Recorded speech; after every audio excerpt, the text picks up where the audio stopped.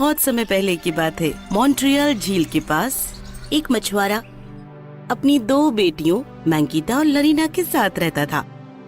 मैंगीता बड़ी बेटी थी और सभी के प्रति वो बहुत दयालु और प्यारी थी, लेकिन लरीना बहुत असभ्य थी। मैंगीता ने सारा काम किया, जबकि लरीता ने कभी अपनी बहन की मदद नहीं की और अपने पिता की परवाह भी नहीं की। वो झील के पास बैठी थी और अपना प्रतिबिंब देख रही थी और सोच रही थी, क्या मैं शहर की सबसे खूबसूरत लड़की नहीं हूँ? एक दिन मछुआरा बहुत बीमार पड़ गया और उसकी मृत्यु हो गई। मैंगीता अकेली रह गई थी।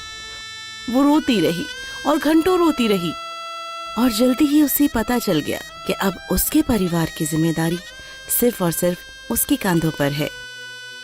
बहन, मैं यहाँ तुमसे कुछ जरूरी बातें करने आई हूँ। ओहो, चली जाओ। क्या तुम देख नहीं सकती मैं व्यस्त हूँ? अच्छा, मैं तुम्हारा ज्यादा समय नहीं लूंगी। ओहो, क्या है?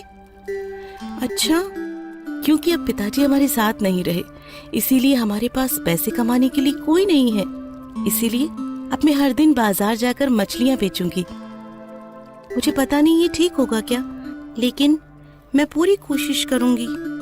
अच्छा, जो भी है, तुम मेरे प्रति इतनी निर्दयी मत बनो। तुम्हें पता है ना, मैं तुमसे प्यार करती हूँ। मुझे तुम्हारे प्यार की जरूरत नहीं है।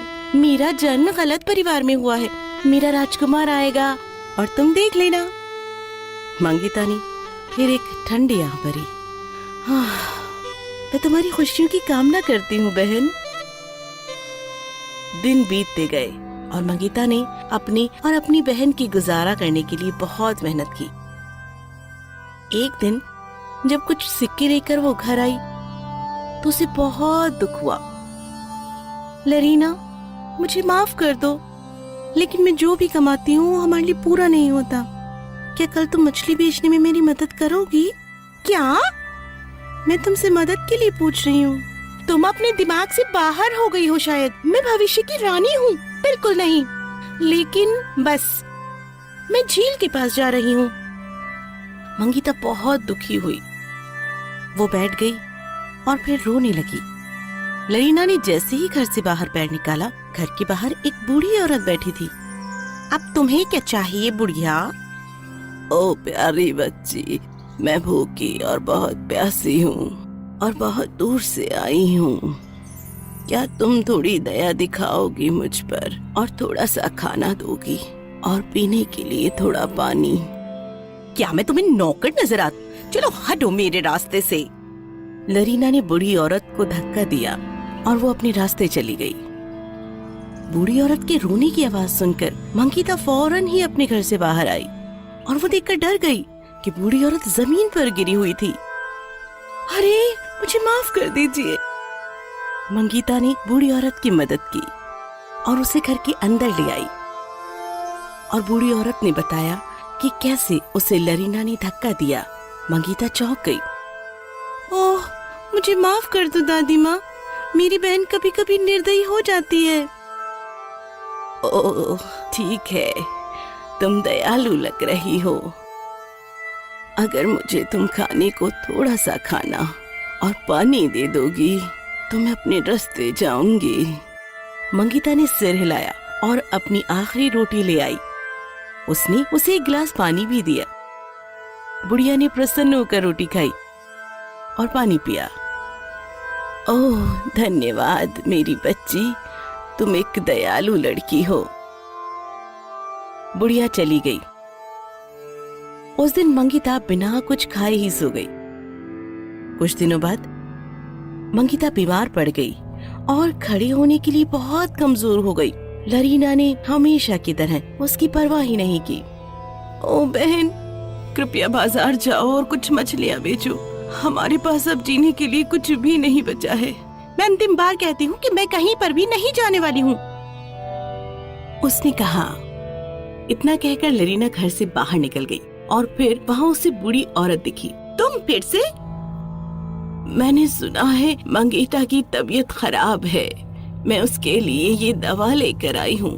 मुझे अंदर आने दो ताकि मैं उसकी देखभाल कर सकूं। वो खो जाएगी। लेकिन लरीना नहीं चाहती थी कि मंगिता ठीक हो जाए। इसीलिए उसने बूढ़ी औरत से झूठ कहा। ओह, वो बिल्कुल ठीक है, मैं उसकी बहन हूँ और उसकी अच्छी तरह से देखभाल कर रही हूँ। सच में? हाँ बिल्कुल। अच्छा तो ठीक है, इन बीजों को अपनी बहन के लिए काम में लेना। लरीना ने बुढ़िया से बीजों का थैला ले लिया। मंगिता का बुखार और बढ़ गया और पूरी रात वो सो नहीं पाई। लरीना ने उसे बीजों के बारे में कुछ नहीं कहा और बैग को बिस्तर के नीचे छिपा दिया। अगली सुबह मंगिता को बहुत पसीना आ रहा था। लरीना मुस्कुराई और जैसे ही वो घर से बाहर निकलने वाली थी, बूढ़ी औरत ने फिर प्रवेश किया। बिना पूछे हमारे घर में घुसने की हिम्मत कैसे हुई? बूढ़ी औरत मुस्कुराई। उसने चुटकी बजाई और एकदम से वो सुंदर से दिखने वाले राजकुमार में बदल गई। मैं एक राजकुमार हूँ, प्रिंस माइकल। मेरे पास रहस्यवादी शक्तियाँ हैं और मैं शादी करने के लिए सबसे दयालु महिला की तलाश में हूँ और आखिरकार मुझे सही लड़की मिल ही गई है। खैर, बिल्कुल मेरे दोस्त, आपको पता नहीं है। चलो कहीं दूर चलें और आराम से रहें। चुप रहो असभ्य लड़की, मैं तुम्हारे बारे में बात नहीं कर रहा था। हाँ? प्रिंस माइकल ने मंगिता की ओर अपनी नजरें डाली और आंखें बंद कर ली। उसके शरीर को सुनहरी रोशनी ने घेर लिया। मंगिता ने अपनी आंखें खोली और महसूस किया कि वो कभी बीमार ही नहीं थी। प्रिंस माइकल ने अपनी आंखें खोली और सुनहरी रोशनी खो गई। लरीना और मंगिता दोनों आश्चर्य में थे। उन्हें पता नहीं था कि क्या हो रहा है। प्रिंस माइकल मुस्कुराए और सब कुछ उन्हें समझाया। मैं पूरी रात सिर्फ तुम्हें देख रहा था। तुम्हारी बहन ने तुम्हें वो बीज नहीं दिया जो मैंने तुम्हारे लिए छोड़ा था। वो नहीं चाहती थी कि तुम जीवित रहो। ये सुनकर मंगिता टूट गई और वो अपनी बहन की ओर मुड़ी। उसका दिल टूट गया। मेरी बहन? क्यों? ओहो, मेरे पास इन सारे नाटकों के लिए समय नहीं है। अपने इस बूढ़े से राजकुमार के साथ तुम यहाँ से चली जाओ। जाओ? मंगिता के चेहरे से आंसू छलक पड़े, लेकिन राजकुमार उससे बात करने के लिए आगे आया। उसके लिए दुखी मत होइए, वो आपके प्यार और दया के लायक नहीं है। कुछ लोग अपने दिल में कड़वाहट रखना चुनते हैं और वे कभी नहीं बदलेंगे। मेरी बहन एक दिन बदल जाएगी, मुझे पता है। राजकुमार ने मंगिता से उसका हाथ मांगा और उसने हाँ कर दी। प्रिंस माइकल ने चुटकी बजाई और दोनों बिना किसी धुएं के ही कहीं पर खो गए। एक भव्य समारोह हुआ जहां मंगिता और राजकुमार ने शादी कर ली और दोनों एक दूसरे के साथ खुशहाल जीवन जीने लगे। कहानी खत्म हुई।